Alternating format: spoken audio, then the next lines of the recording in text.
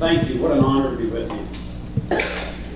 I was asked to share a couple different topics. I'm going to give you a briefing on our center city at about 500 miles an hour, and hopefully it'll stimulate some thoughts and some question conversation. But then specifically to talk about environmental sustainability and the role it can play in economic development. So kind of moving quickly through this, we're an organization that's been around for about 35 years. And our purpose really hasn't changed during that period. It's growth and vibrancy of the center city to create a foundation for a healthy regional economy. That's the way we tie into all of it. The way we do that, we're about growing jobs, growing investment, and attracting and retaining incredible talent. If we do those things, there's lots of opportunity for all of us. The way we do it is through research, it's through work in sustainability, business recruitment, retail recruitment, programming and event production, planning, advocacy. It's those areas of focus. All right, to give you a quick overview of your center city. We had $6.4 billion of new investment just in the last, since 2000. We've got over 15,000 residents in Uptown. I'll give you more on that. 3,200 residents in the South End. In Uptown, we've got 70 retailers, 160 restaurants. We've got 25 entertainment venues, 10 institutions of higher learning, 19 hotels. Really a vibrant place. And then in the South End, 196 retailers, 67 restaurants, 56 art design institutions, and believe it or not, we've got 328 professional service providers. Really our design district, but becoming a whole lot more. We're a heck of a destination, and this is something that was really something we developed over the last decade with a lot of targeted investments. We had 11 million visitors to Uptown each year. We've got 8 new venues for arts, culture, and entertainment just in the last 5 years. And then we've been starting to get some great wins on the convention front, and that's quite a list that we assembled. On the residential front, the crane is back in Charlotte, and it had been gone for a while. So we gratefully welcome the crane back. On the residential side, look at this map. There are 25 projects that are announced or under construction in Uptown and South End. And what you'll find is we'll introduce about 1,500 new units of apartments each year for the next 3 years. We're at Uptown right now has just over 20,000 residents, Uptown and South End combined. But look at that growth in residents in the two areas. And with what's currently planned, we will crest over 25,000 residents.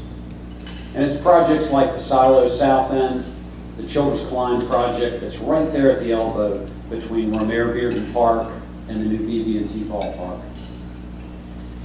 So what do we do with all these new residents? I mean, 25,000 folks that just moved to what's been called a well-dressed office park. It's not polite. Well, it's creating great urban places. And it's done through a series of projects and really a dedication to creating quality urbanity that started in the 70s. And we're playing off the same playbook that was created by Micheal, Gant, Crutchfield, Belk, Ivy, Lee, that group from that era. So looking at these, we've been aspiring for a grocery store, a new grocery store in the South End for quite some time. The Publix has been announced on South Boulevard. Romare Bearden Park opens within weeks. And there's a little bit of progress and they're sod down now. BB&T Ballpark, April 11th, 2014, first pitch. Yeah, cheers. That's 8 lawsuits in 7 years. Around the ballpark, one of the promises of this ballpark was that we were not just creating a ballpark, but a ballpark neighborhood and ballpark-oriented development. There's over 1,000 units that have already been announced around that ballpark. $70 million of development that's under construction, and even the hopes of a hotel in one of the outfield parcels. First Ward Park is designed. The 2020 vision plan articulates a vision of having a park in each of the 4 wards of the center city. Premier Park is underway, 4th Ward Park is a jewel. There's one designed in 1st Ward, and there's one designed in 2nd Ward as well. I know I'm moving through this quickly. The rail trail. This is a new vision. It was something, the 2020 vision plan called for an idea of what if we could take that blacktop that runs along the blue line and make it be this incredible piece of infrastructure that connects communities, that is a wonderful place for recreation, and that is a staple, something that a defining element of our community. So we've got a vision that we have created with it, and it's taking parcels like this one, the embankment on I-277, and creating this unbelievable, memorable place that helps connect Uptown and South End. It's just over 4 miles in one direction, so it's a nice sized loop, so there'll be more to come on that. On the office front, we've got this incredible tradition of building out about 4 million square feet of office every decade. And the way it's been done is mostly through bank-sponsored projects. We're in a different world now, and we're going to need to change gears. It's 41% of the office space in our community. We had 4 million square feet of office delivered right at the beginning of the recession. Pretty daunting. And then the banks were moving back into their own space. But what that was product. So during that period, what we saw is we were able to, I'll get to this, but here's the rhythm. 500,000 square feet of new office built in the 60s, 4.1 million in the 70s, 3.7 in the 80s, 5 million in the 90s, 6 million in the last decade, and then we got a NOFR going right now. So this is a point of crisis for us because there's this correlation between job growth and office space, and it's 1-to-1. If you don't have it, you can't sell it. So the chamber can't do their job, we can't do our job. And we've been very fortunate by that rhythm that we've had. That's an unmatched rhythm by our peer cities. We have got to make that transition from bank-sponsored to developer-driven, and that's what we're working through right now.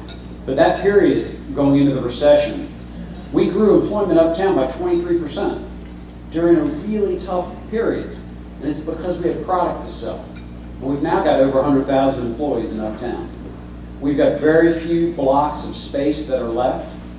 You see those there? All right, on the retail front, we hosted the DNC. It was a great success. Charlotte shined to the world. I love Denver's quote on this. We visited them before we hosted, and they had hosted in 1908 and then in 2008. They felt like that was the right rhythm. All right, so hopefully we can learn from that. But what the feedback that we got from our guests was an incredible place, great airport. The people are so friendly and accommodating. We worked hard. Walkable urbanity, really worked. But the 2 pieces of criticism, we needed more hotel rooms downtown in that walkable environment, and we needed retail. So on the retail front, why do we work so hard on retail? It's magic. It creates jobs while it animates. I mean, what could you argue about that? It serves the residents, it strengthens office demand, and it enhances the experience for our guests. So we've got a couple studies underway. We've got one for the South End and one for Uptown. The Uptown talks about the fact that we need to add and reprogram space. A lot of our buildings meet the street in a way that's not friendly to retail. And we've got a lot of space that is lobbies or bank lobbies. So we need, again, more product to be able to sell, to be able to create that environment. Our consultants say right out of the gate, 125,000 square feet of just buyer's goods, shopper's goods, soft goods retail we could accommodate right now with that mix of 25,000 residents, 100,000 workers, and 11 million guests per year. We got to get the product in place. We need parking strategies for it. We need to animate the streets through things like digital signage. There's some pieces that is becoming part of the playbook for great urban places. The South End, it's working. This one's happening much more organically, and there's still unmet demand there. There's a couple corridors that are naturally occurring. South Boulevard is more of a bigger box. It's where the drugstores are. It's where Lowe's is. It's where the Publix wants to be. But then you've got Camden, which is much more culturally unique. You know, when you walk Camden, you're never going to think, I don't know where I am.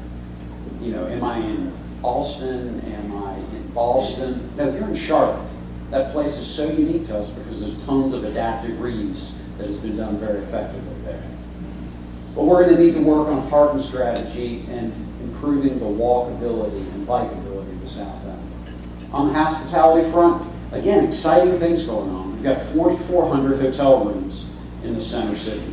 Demand is strong. There's lots of good market pressure. We've got $100 million in hotel projects that are underway right now, and that'll help us to crest over the 5,000 room mark. We've got 580 new rooms in 3 projects, the Embassy Suites, the Hyatt House, and the Shree project at the Green, and then we've got the 308 room renovation project at the Blake, which will become the 2 brands of the Sheraton and the La Meridian. All right, so there's your center city. 500 miles an hour. Hopefully that'll trigger some questions. Environmental sustainability. With this project, our goal was to add an attribute to our city. Because when you think of great cities that are a base for forward-thinking environmental sustainability, you don't think of any East Coast cities. So why wouldn't Charlotte claim this, but not as Portland would, not as Seattle would, or San Francisco, but Charlotte's way? We thought we had a really special opportunity here to capture that spirit, the way Charlotte works together, the way when we love a concept, the way we all put our oar in the water and row in one direction. So this project was launched on the basis of a recommendation from the 2020 Vision Plan, which the vision behind that plan is for our center city to be viable, livable, memorable, and then the adjunct to that was sustainable. So with that concept in mind, in 2010, I believe it was, we announced at the Clinton Global Initiatives Conference this project, which is Envision Charlotte. And it's one that that's John Chambers and Jim Rogers to the right. And they were the keys to making this thing work, because it was corporate leadership, seeing a big idea, making a market product out of it, and allowing Charlotte to then join this effort to do something incredible. And what we're trying to do with that, to go back to this, and this is how we believe this is an economic development tool, is when we get this right, and we do it the Charlotte way, and I'll explain a little more how we plan on doing that, it reduces our operating costs for our buildings. So it makes us a more attractive place for businesses to relocate. This next generation, they're going to choose a city that cares about the climate. So we think it plays a real role in attracting and retaining tomorrow's workforce. And then lastly, it's also doing the right thing. It's a progressive move. And we're a progressive city. We feel like this is something that's very true to our character. So with that in mind, here's the strategic partners that jumped right in to work with us. And the strategy is built around this. It's around model programs to implement big ideas on environmental sustainability, and to do it in a way that is, as our chairman for this, a guy named Tom Shercliffe with Intelligent Buildings, and he coined a phrase, that it is small enough to manage, but large enough to matter. And it's an area of, inside of I-277, it's 51 buildings. They have to be more than 10,000 square feet in size. It must be an office center. And that makes up 21 million square feet, 82,000 employees, 1.9 square miles. The model programs must be first of its kind in key areas, which I'll share in a minute. They're going to have a communication strategy to it, financial tools, and a deep level of collaboration. So the 4 areas that we focused on were energy, air, water, and waste. We started with energy, and with a product called Smart Energy Now. Smart Energy Now has 98% of the buildings uptown signed up. There's a Cisco touchscreen in the base of it, and it shares, kind of like the national debt number, how much energy we're using every day. Cisco gave us those, and they also gave us shadow meters to put in each building. Siemens gave the shadow meter. And what we've got now is the energy use down to a 15-minute, almost real time. So each of these building owners and operators is able to then look and see, how am I using my energy? Where's their spikes? What was the corresponding activity that made that happen? And the goal here is by 2016 to reduce energy consumption uptown by 20%. And we're on track. So we've got similar initiatives that we're about to launch with Smart Water now. We're working with the City of Charlotte, with the Charlotte-Mecklenburg Utilities Division.